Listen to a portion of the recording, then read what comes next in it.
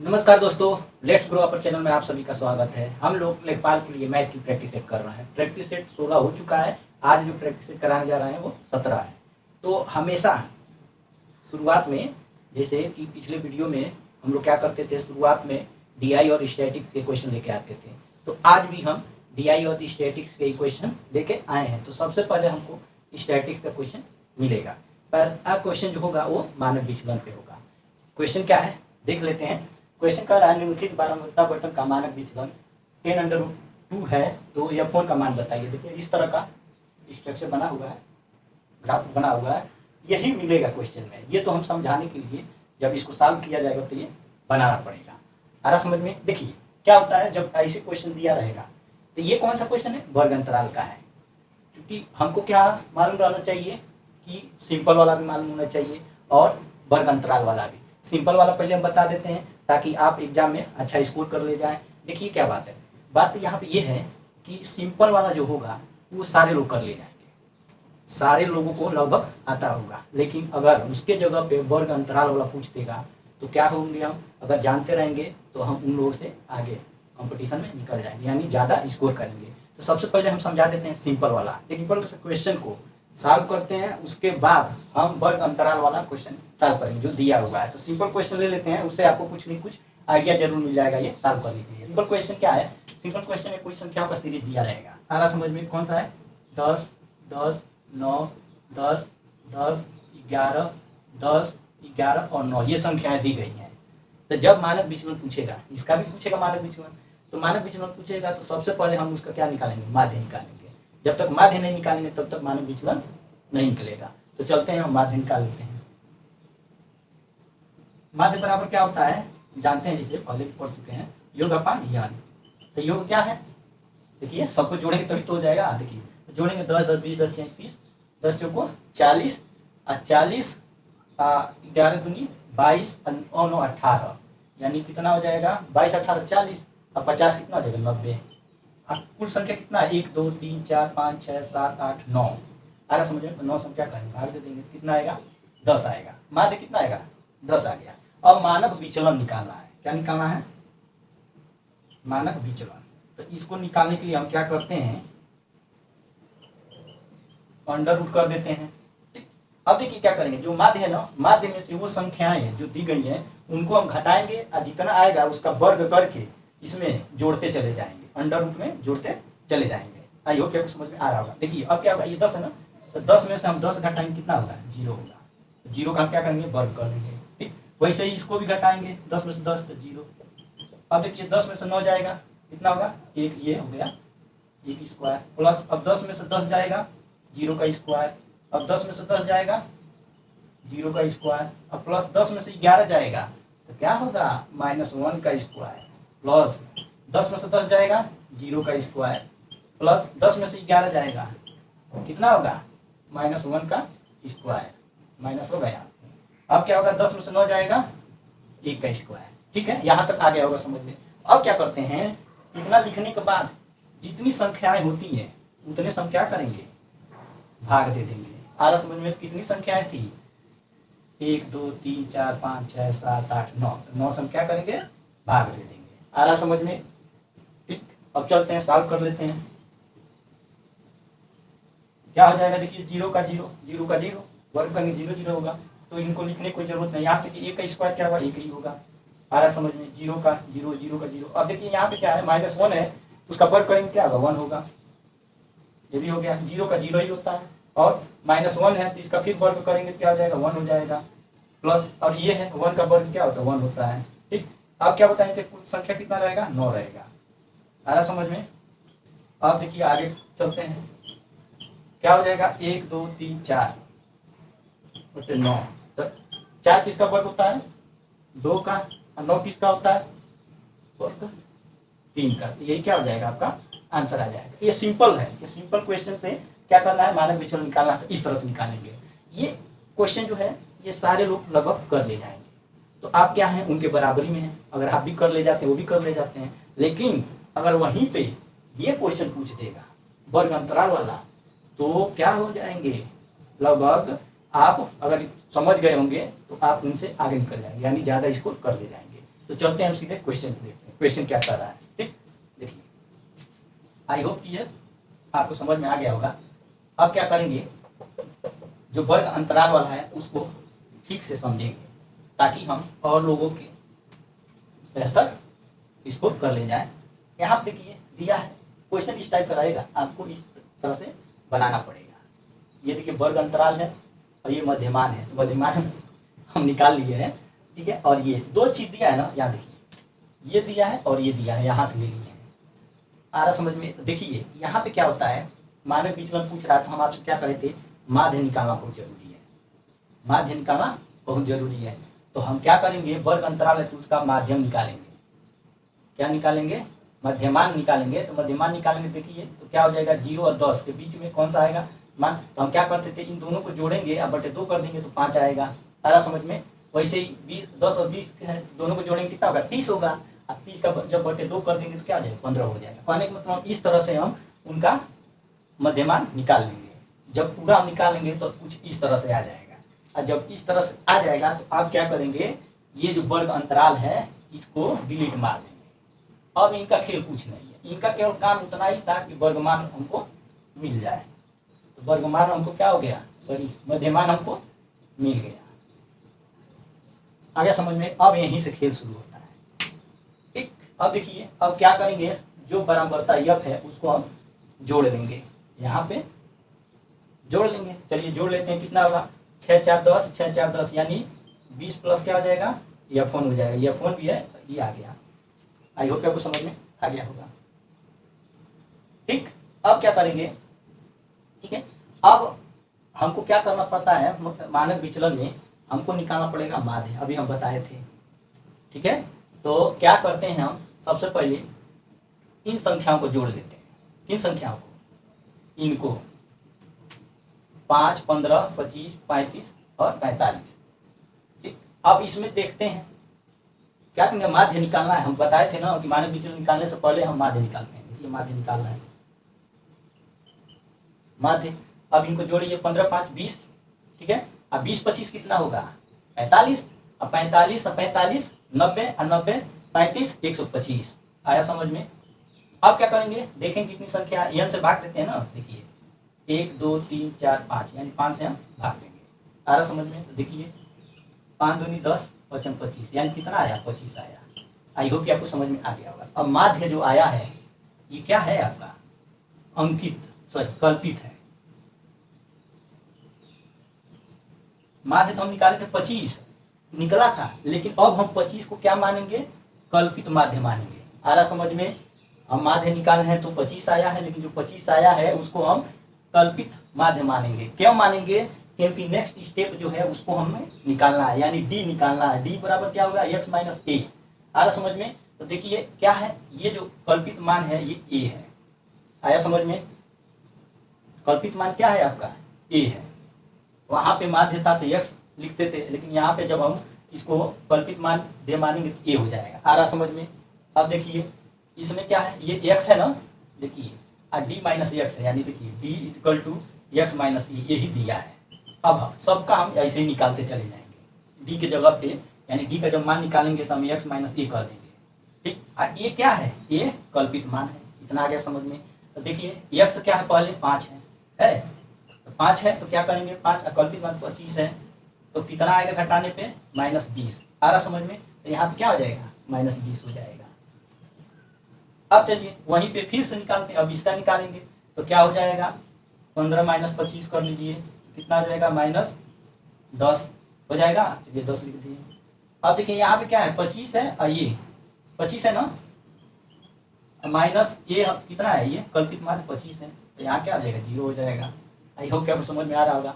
अब देखिए x कितना है, यहाँ देखिए 35, तो 35 में से हम क्या करेंगे, 25 घटा देंगे, क्या होगा, 10 होगा, 10 आ गया। वैसे ही क्या करेंगे, 45 में से इसके लिए 25 घटा देंगे तो कितना आएगा, 20 आएगा। ये आ गया 20। आ रहा समझ में? आई होप कि आपको समझ में आ गया होगा। इतना समझने की जरूरत है। अब देखिए ये समझ में आ रहा है ना, कल्पित माध्य क्यों निकाले थे, कल्पित माध्य निकाले थे तभी हमको डी का मान निकला है, यानी एक्स जो ये था इसमें से हम ए को कल्पित मान को घटाए तो इतना आ गया है। अब क्या करते हैं, आगे देखिए दिया है ये एफ डी निकालने के लिए, एफ डी निकालने के लिए। तो देखिए क्या क्या है आपका, एफ ये है और ये डी है, इन दोनों का क्या करेंगे अब गुणा कर देंगे। तो गुणा करेंगे तो कितना आएगा बताइए, 2 छक्की 12, 20 छक्की 120, लेकिन चिन्ह कहाँ है, माइनस से है। ठीक है, अब यहाँ पे देखिए क्या हो जाएगा, यहाँ पे -10 होगा, सॉरी यहाँ देखिए घटाने में -10 आया था, 10 कर दीजिए। अब क्या हो जाएगा -40, यहाँ गुणा करेंगे क्या होगा 0 होगा, यहाँ पे 10 को 40, यहाँ पे कितना हो जाएगा 120, 6 दूनी 12। अब यहाँ तक आ गया समझ में। ठीक है, अब क्या करेंगे, इन सबको हम जोड़ लेंगे। तो भाई जब जोड़ेंगे तो कितना आएगा, इसका मान 0 आएगा। क्यों 0 आएगा, तो ये माइनस माइनस तो जुड़ जाएगा, ये प्लस प्लस है तो कितना आ जाएगा, देखिए माइनस माइनस जुड़ने के बाद 120 160 हो जाएगा, -160 है ये प्लस 160, तो माइनस प्लस रहेगा तो क्या कट के 0 आ जाएगा। इतना आ गया समझ में। अब देखिए अब क्या निकालना नेक्स्ट में, एफ डी स्क्वायर।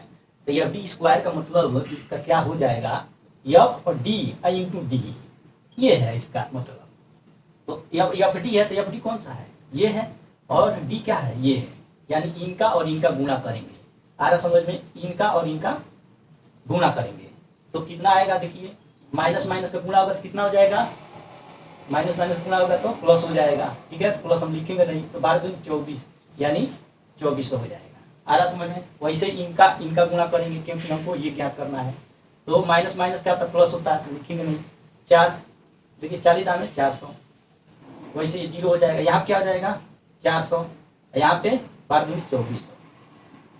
ठीक है, जब हम सबको जोड़ेंगे तो क्या हो जाएगा, यहाँ देखिए 0 फिर 0 फिर 4 4 8 4 3 4 4 16 86 1 2 2 4 1 5, यानी 5600 आया है। इतना हमको मिल गया। ठीक, अब क्या करते हैं, इसको हम थोड़ा घटा देते हैं स्पेस के लिए। अब देखिए मानक विचलन है ना, तो मानक विचलन निकालेंगे। तो मानक विचलन बराबर क्या होता है, अंडर रूट, आ रहा समझ में, sigma f d square minus sigma f d upon n का स्क्वायर। और जब इसका किया तो इसका नहीं एन करेंगे, इसका भी करेंगे। आ रहा समझ में, आ रहा है तो चलिए आगे चलते हैं, देखते हैं। अब बताइए एफ डी स्क्वायर कितना है 5600, एन कितना है, यहाँ देखिए 20 प्लस F1 है, और माइनस ये देखिए एफ डी कितना है आपका 0 है। तो जब 0 में रखेंगे या उसका वर्ग करेंगे तो क्या हो जाएगा, 0 ही हो जाएगा। आ रहा समझ में। चलिए आगे देखते हैं क्या है। अब यहाँ पे क्या करेंगे हम, इतना आ रहा समझ में। अब इतना आ गया, देखिए मानक विचलन कितना दिया था, यहाँ पे ये दिया था, कितना दिया था 10√2 दिया है। तो हम क्या करेंगे, अब देखिए यहाँ तक आगे, अब क्या करेंगे, इन दोनों का वर्ग कर देंगे, इनका वर्ग, और ये मान लीजिए माइनस किया गया था ना। ठीक है, चलिए अभी नहीं, यहाँ पे आगे चलिए करते हैं। ठीक है, तो साल जब करेंगे तो देखिए मानक विचलन इतना दिया था 10√2 इक्वल टू √5600 सब में है 20 प्लस F1 है। ठीक है, तो अब इन दोनों का हम क्या करेंगे, वर्ग कर देंगे। आ रहा समझ में। जब वर्ग कर देंगे यहाँ पे लगा लेते हैं, तो क्या हो जाएगा 10 × 10 × 2, वर्ग करने तो अंडर रूट हट जाएगा। आ रहा समझ में। इक्वल टू अब वहाँ पे क्या हो जाएगा 5600 अपान 20 प्लस F1। ठीक, अब क्या करेंगे, इनका देखिए 10 दाम है, 100 दूनी 200, 200 इक्वल टू क्या आ जाएगा 5600 अपान 20 प्लस F1।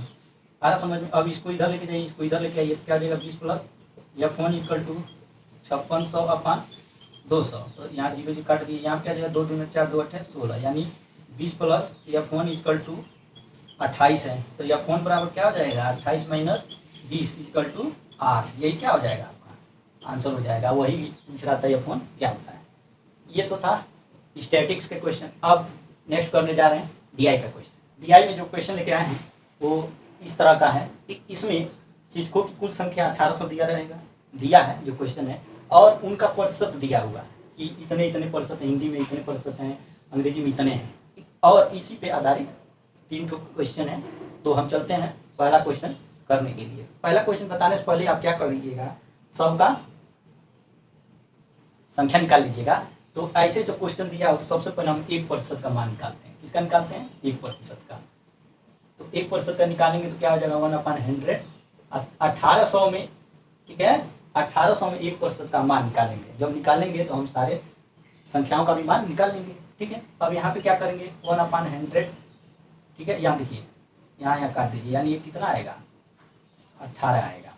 आ रहा समझ में? यानी 1% का मान कितना आया है 18 आया है।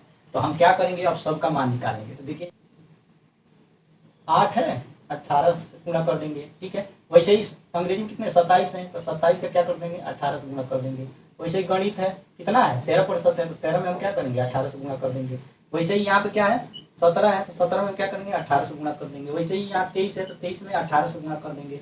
वैसे ही जीव विज्ञान का है यहाँ, तो क्या करेंगे 12 में 18 से गुणा कर देंगे। अब गुणा करके इसका मान निकाल लेंगे। तो देखिए मान निकालेंगे क्या होगा, हिंदी में 18 8 है 144, ठीक है। वैसे ही अंग्रेजी में गुणा करेंगे 27 गुणा 18, तो कितना आ जाएगा 486। वैसे ही गणित में जब हम गुणा करेंगे तो कितना आएगा यहाँ पे 234, ठीक। भौतिकी में गुणा करेंगे तो 17 गुणा 18 करेंगे तो कितना होगा 306। अब वहीं पे ये भी देख लेते हैं, रसायन का गुणा करेंगे 23 का 18 बार 23 में 18 से गुणा करेंगे तो कितना आएगा रसायन का ना, तो 414। और जीव विज्ञान में जब गुणा करेंगे 12 में 18 से तो कितना आएगा मान 216। अब ये हमारा मान निकल गया। अब देखिएगा जब ये मान निकल गया तो जो क्वेश्चन पूछा है उसको हम बिना देरी किए सॉल्व कर देंगे। तो पहला क्वेश्चन देख लेते हैं। भौतिकी पढ़ाने वाले 2/9 शिक्षक महिलाएं हैं, ठीक है। भौतिकी की संख्या कितनी है, देखिए ये क्या है, पहला है, कितनी संख्या है 306 है। यहाँ देखिए इसमें कह रहा है महिलाएं, महिलाएं कितनी है 2/9, 306 गुणे 2/9 कर दीजिए। 9 3 27, 9 चौको 36, कितना है 2 चौको 8 2 3 6, यानी इतनी क्या है महिलाएं हैं। तो आगे देखिए क्वेश्चन क्या कर रहा है भौतिकी पढ़ाने वाले पुरुष शिक्षकों की संख्या, रसायन पढ़ाने वाले कुल शिक्षकों की संख्या का लगभग कितना है। तो भौतिकी पढ़ाने में पुरुषों की पूछ रहा है, तो पुरुष का निकाल लीजिए भाई साहब यहाँ से। तो पुरुष का कैसे निकलेगा, महिला में से, यानी सॉरी पूरी जो संख्या है कितनी है भौतिकी का 306 है, मतलब 306 में दोनों लोग हैं। तो उसमें से जब हम महिला का निकाल लेंगे तो कितना हो जाएगा, 16 में 60 गया 8, यहाँ कितना बचा 9, 9 में 6 गया 3, 18 समझ, यहाँ पे क्या हो जाएगा 2, यानी 238 क्या है पुरुष है, ठीक। इतना आ गया। अब नेक्स्ट आगे कह रहा है कितना प्रतिशत है, किसका कह रहा है, रसायन पढ़ाने वाले कुल शिक्षकों की। तो जब किसी का कहेगा कुल से ये सब दिया रहे तो उसका हमेशा मान क्या करते हैं, नीचे रखते हैं। तो देखिए भौतिकी वाला में और रसायन वाला में दोनों में प्रतिशत पूछ रहा है। तो हम क्या करेंगे, यहाँ सॉल्व कर लेते हैं। कितना है भौतिकी का 238, अब पुरुषों की बात कर रहा है 238। अब रसायन का कितना है 414 है। अब इसी का प्रतिशत पूछ रहा है, सॉल्व कर लीजिए। 2 बचे 10, आ रहा समझ में, और 2 दूना 4, 2 सत्ते 14, ये है। अब इनका गुणा कर लीजिए, जब गुणा करेंगे तो कितना आएगा बताइए, 0 5 40 का 0 हासिल 4, 5 3 15, 4 19 का 9 हासिल 1, 5 दूनी 10, 10 1 11, 5 207। अब इनका फिर से हम भाग दे देंगे, भाग देंगे तो कितना आएगा 11 9 207, ठीक है। तो चलते हैं। तो अब देखिए 5 बार में जाएगा, देखते हैं 5 बार में जाना चाहिए। 5 सत्ते 35, 35 का 5 हासिल 3, अच्छा यहाँ पे 35 कर दे रहे हैं, 0 है यहाँ पे। अब 5 दूनी 10, यहाँ देखिए 10 में 5 गया 5, यहाँ 8 में 3 गया 5, और यहाँ पे 1। अब कितने बार जाएगा, 7 बार कर देते हैं। यहाँ पे 0 उतरेगा ना, ये 7 बार, यानी 7 सत्ते 49, 7 दूनी 14, ठीक है। और देखिए कुछ यहाँ पे 10 में से हो गया 1, यहाँ पे 1 ऐसे है, ठीक है। फिर यहाँ पे 1, कहने का मतलब पॉइंट में कुछ आएगा। तो यहाँ पे कह रहा था ना, कह रहा था भौतिकी पढ़ाने वाले पुरुष शिक्षकों की संख्या, रसायन पढ़ाने वाले पुरुष शिक्षकों की संख्या का लगभग, तो लगभग में यहाँ नहीं रहा है, क्या हो जाएगा 57% इसका आंसर आ जाएगा, ठीक। चलते हैं दूसरा क्वेश्चन देखते हैं क्या कह रहा है। दूसरा क्वेश्चन कह रहा है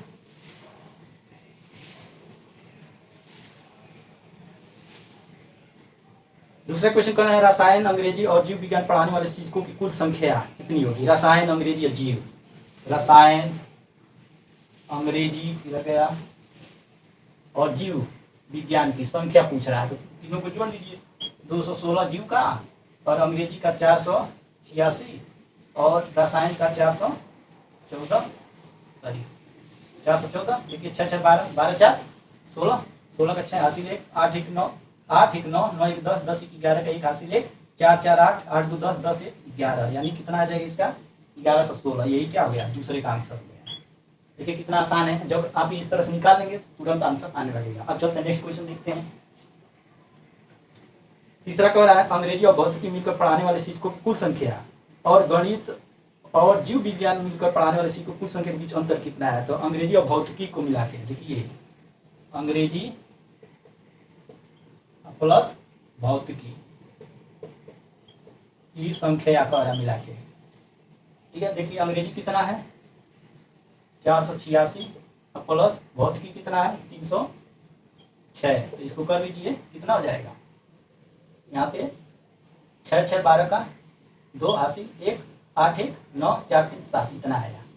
वैसे ही कह रहा है कि गणित और जीव विज्ञान मिलकर पढ़ाने वाले शिक्षकों की, तो गणित और जीव लीजिए, गणित प्लस जीव विज्ञान, तो गणित का कितना है 234 प्लस जीव का कितना है 216, जोड़ लीजिए 6 4 10 जीव हासिल 1 3 1 4 1 5 2 2 4, इतना है। अब कह रहा है उनका अंतर क्या होगा, तो अंतर के लिए क्या करेंगे, इसमें से इसको घटा देंगे, 792 450, तो घटा दीजिए 2 4 यहाँ से 300 क्या हो जाएगा 42, ये क्या हो जाएगा आंसर हो जाएगा। ये किसका था, तीसरा था, यानी हमको DI का सारा क्वेश्चन कर लिया। आप इसी तरह का जो मेथड बता रहे वही फॉलो कीजिएगा, आंसर आ जाएगा। अब चलते हैं नेक्स्ट क्वेश्चन देखते हैं। ये तो हो गया आपका DI और स्टैटिस्टिक्स क्वेश्चन। अब सीधे चलते हैं नेक्स्ट क्वेश्चन कर रहा है, यदि एक कमीज के अंकित मूल्य पे 20% की कटौती मिलने पर एक व्यक्ति को 150 रुपये की बचत हुई, तो उसने इस कमीज को खरीदने में कितनी धनराशि का भुगतान किया। देखिए तो अंकित मूल्य पे कह रहा है, तो अंकित मूल्य हमको मालूम नहीं है, तो अंकित मूल्य पहले मान लेते हैं। माना अंकित मूल्य बराबर क्या हो जाएगा 100 रुपया। अब देखिए 100 रुपये पे कह रहा है 20% की कटौती करने पे, चलिए कर देते हैं 20% कटौती कर देते हैं जब, तो वो कितना रुपये बचा लेता है, उसकी बचत होती है 150 रुपया, ठीक। तो चलिए कर लेते हैं, यहाँ पे सॉरी अंकित मूल्य यहाँ पे x मानिए, क्योंकि 100 मानेंगे तो सही नहीं रहेगा, बाद में जब सिद्ध करना होगा तब करेंगे। देखिए तो x इक्वल टू क्या हो जाएगा 150 गुणे 100/20, तो 20 क्या आ जाएगा 100, यानी 5 55 25 के 5 हासिल 2, 5 5 2 7, यानी अंकित मूल्य कितना था उसका 750 था। जब 750 था तो उसमें 20% की कटौती हुई है, तो 150 बनना है। इसका मतलब ये हो गया कि उस वस्तु का वो भुगतान कितना किया है, बचाया है ना। तो देखिए 750 है, कितना बचाया है 150, तो जो बचाया रहेगा उसको घटाएंगे तभी तो होगा अंकित मूल्य से, ठीक है। तो जब घटाएंगे क्या हो जाएगा 006, यानी वो भुगतान कितना किया है 600 रुपये किया है। आ रहा समझ में, ठीक। अब चलते हैं आंसर की जांच कर लेते हैं कि कैसे कितना था, सही में ये आंसर है कि नहीं है, कि वो इतना 150 रुपया बचाया था। तो आप क्या कीजिएगा, देखिए 750 था ना, यहाँ पे अंकित मूल्य, उसमें 20% कटौती कर रहा है, तो देखिए 150 आता है कि नहीं, बचता है कि नहीं, 75 में कितना हो जाएगा 150, देखिए यानी अंकित मूल्य 750 था और उस पर 20% कटौती किया है तो 150 आ गया है। देखिए इससे भी क्या हो गया, सिद्ध हो गया, ठीक। चलिए चलते हैं नेक्स्ट क्वेश्चन देखते हैं। नेक्स्ट क्वेश्चन कह रहा है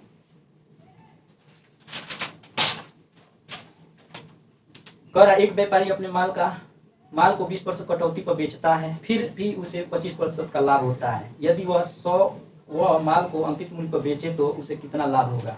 आ रहा समझ में, तो अंकित मूल्य भी इसमें हमको ज्ञात करना पड़ेगा। तो लिखिए माना अंकित मूल्य बराबर 100 रुपया। तो हम बताए थे इस तरह का क्वेश्चन अगर दिया रहेगा तो हम क्या करते हैं, फार्मूला बताए थे x इंटू द्वितीय का प्रतिशत बटे प्रथम का प्रतिशत, बताए थे कि नहीं, बताए थे। चलिए ये भी कर लेते हैं, x कितना है 100 गुणे द्वितीय प्रतिशत कितना है आपका 25% लाभ, 125 कर देते हैं। अपान पहला कितना 20% कटौती, यानी इसको 80 कर देते हैं। देखिए 10 दाम में 100, 10 8 80, ठीक है। अब यहाँ पे 2 चौको 8, 2 5 10, अब गुणा कर लीजिए 55 25 के 5 हासिल 2, 5 दूनी 10, 2 12 का 2 हासिल 1, 5 1 5 1 6 बटे 4। अब इसको सॉल्व कर लीजिए। सॉल्व करेंगे तो कितना आएगा बताइए। 4 एकने 4, यहाँ जाएगा तो 12 हो जाएगा, सॉरी 22 हो जाएगा। तो 4 बचे 20, आ रहा समझ में। अब 20 हो गया, यहाँ जाएगा कितना 2 25, तो 4 छक्की 24। अब कितना 1 बचेगा, 4 दूनी 8, अब 4 बचे 20, यानी इतना आएगा। तो देखिए इतना क्या हुआ है, इसका आंसर आया है। ठीक है, अब इसमें कह रहा है ना कि उसे कितना लाभ होगा। तो ये बताइए 100 पे क्या है 150 156.25 है ना।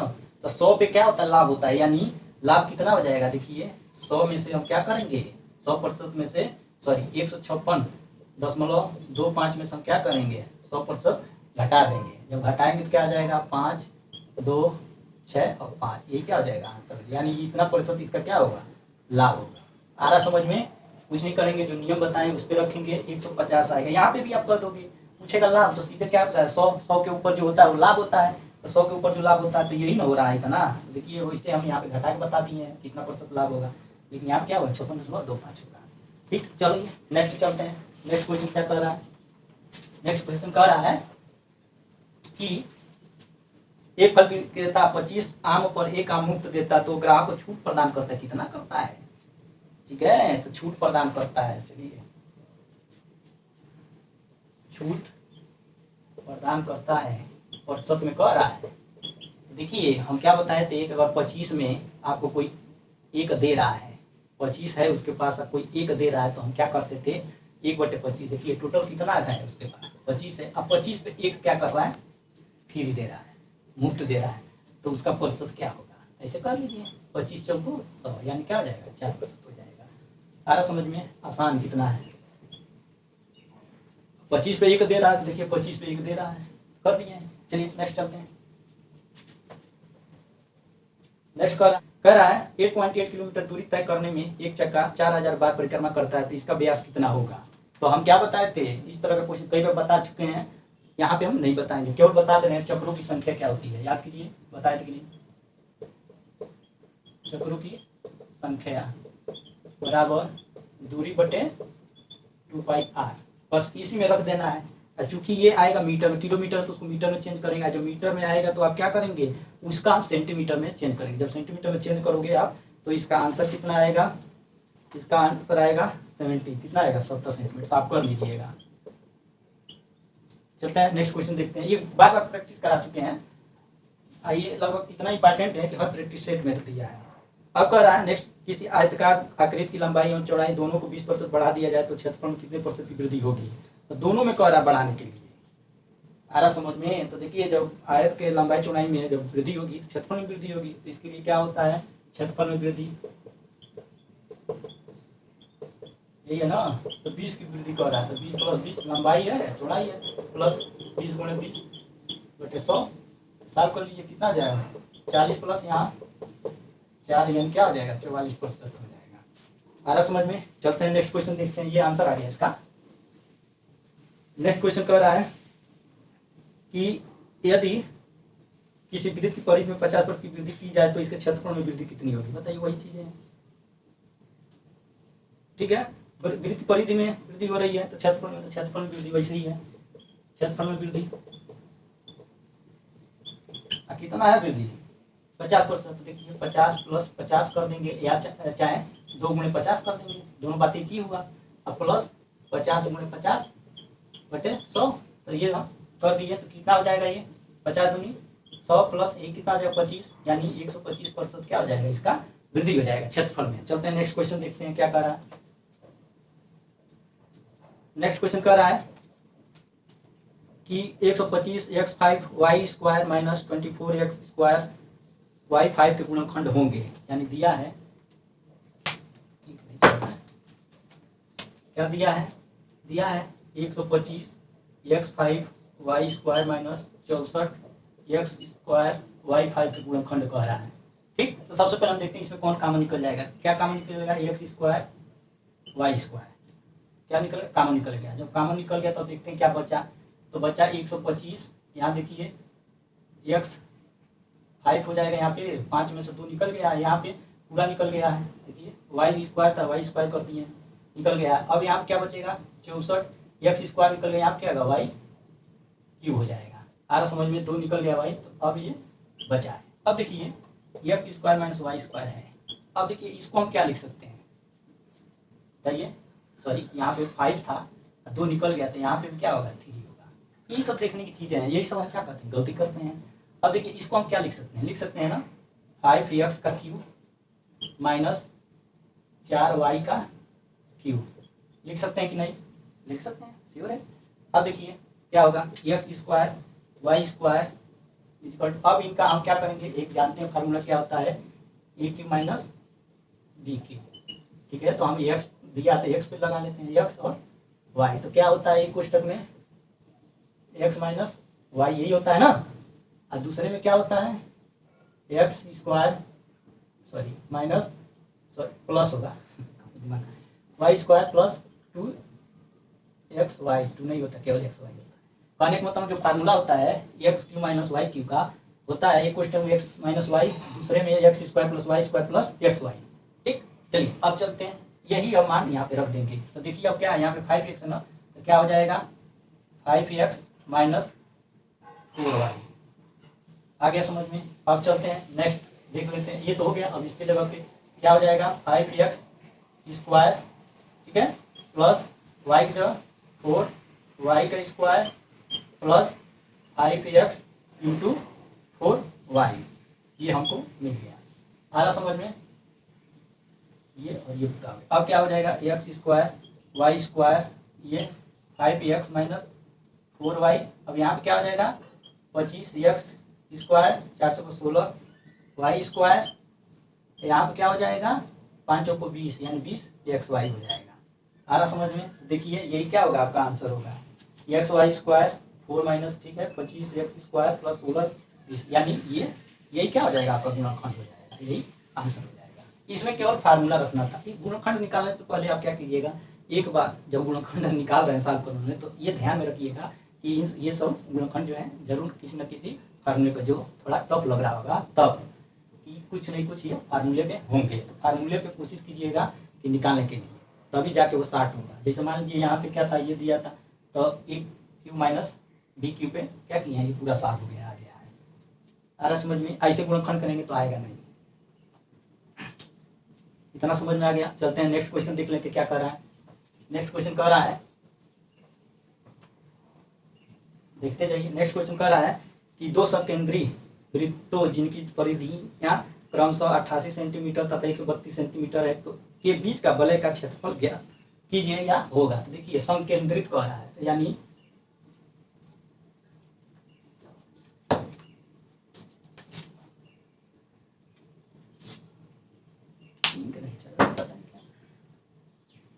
यह है एक वृत्त है, संकेंद्रित कर रहा है, यानी एक और इसके अंदर वृत्त है, ठीक है। तो ये एक का हो गया R1, एक ये हो गया R, यही कह रहा है, ठीक है। कह रहा है ना छोटे, देखिए 2 वृत्त हैं जिनकी परिधियां हैं, तो एक छोटा वृत्त है और एक बड़ा है। तो हम परिधि दिया तो परिधि निकालने थे। देखिए सबसे पहले हम क्या करते हैं, छोटे वृत्त का परिधि निकालते हैं।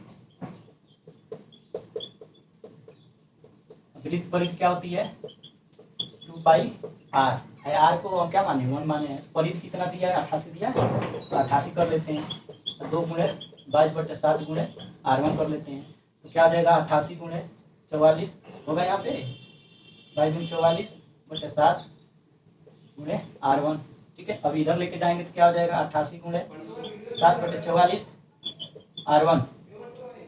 देखिए अब यहाँ तक आ गया तो क्या हो जाएगा 44 दूनी 88, यानी कितना जो 14, R1 कितना हो जाएगा 14 हो जाएगा। मतलब छोटे वृत्त की जो त्रिज्या है ये कितना आ गया है 14 आ गया है। अब वहीं पे चलते हैं, बड़े वृत्त की त्रिज्या निकालने के लिए हम क्या करते हैं, परिधि दिया हुआ है तो निकालते हैं। बड़े वृत्त की परिधि बराबर क्या होता है, चाहिए 2πr, 2 माने है ना दूसरे का, तो यहाँ पे परिधि कितना दिया 132, यहाँ पे 2 गुणे 22/7 गुणे R2 कर देते हैं, ठीक।